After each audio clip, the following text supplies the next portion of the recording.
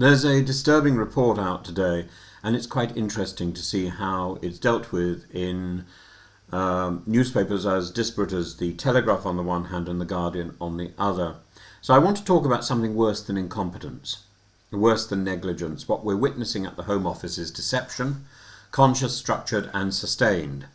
And not merely a flawed policy process, but a morally disfigured institution whose disregard for truth and accountability has placed children in harm's way. This isn't just about mistaken age assessments, it's about an official culture of coercion, concealment and cover-up, a bureaucracy that crushes the vulnerable, gaslights the public and refuses even now to confess the scale of its wrongdoing. Let's begin with the damning facts. Over 1,300 children wrongly assessed as adults by Home Office staff between January 2022 and 2023. And some as young as 14 placed in adult accommodation, some criminalised, some imprisoned. And the method, a brief visual assessment conducted in chaotic conditions based on physical features like height or facial hair, demeanour, posture, big hands, no medical procedure, no documentation review, often no interpreter, and sometimes no questions asked at all. In one facility, Manston, young asylum seekers report being told to lie about their age just to get out. Say you're 19, they were allegedly told, and you can leave this place. We now know of recordings, witness statements, NGO reports, and the watchdog's own findings, all pointing to systemic coercion and official dishonesty by the Home Office. Now, some might say mistakes happen, but this is not a mistake. This is deception, repeated, documented, and denied.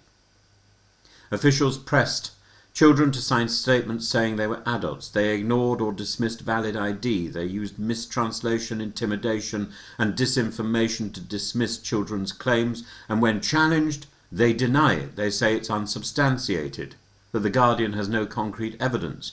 But mobile phones are confiscated on arrival. There is no way for these children to record their first contact. The system is designed to erase that trail. And then, of course, we're told by the Farages and co. that these children have dumped their mobile phones in the English Channel.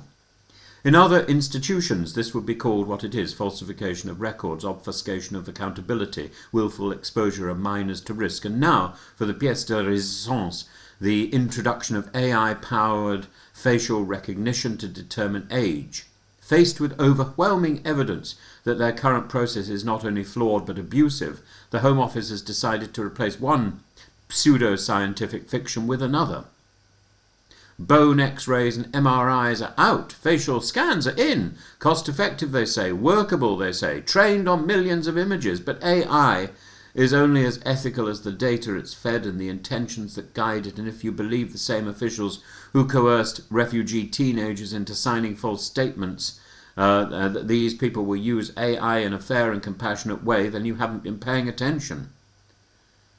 David Bolt, the independent inspector, says the Home Office shows an obtuse and vexing refusal to admit it gets age wrong.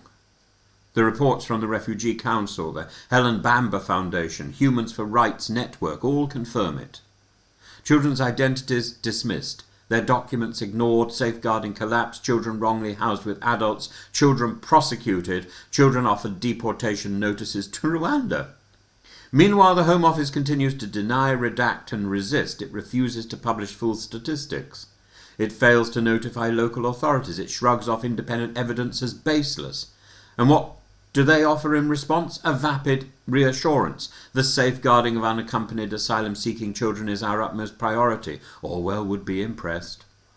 The Home Office doesn't need reform. It says. No, it needs root and branch reconstruction.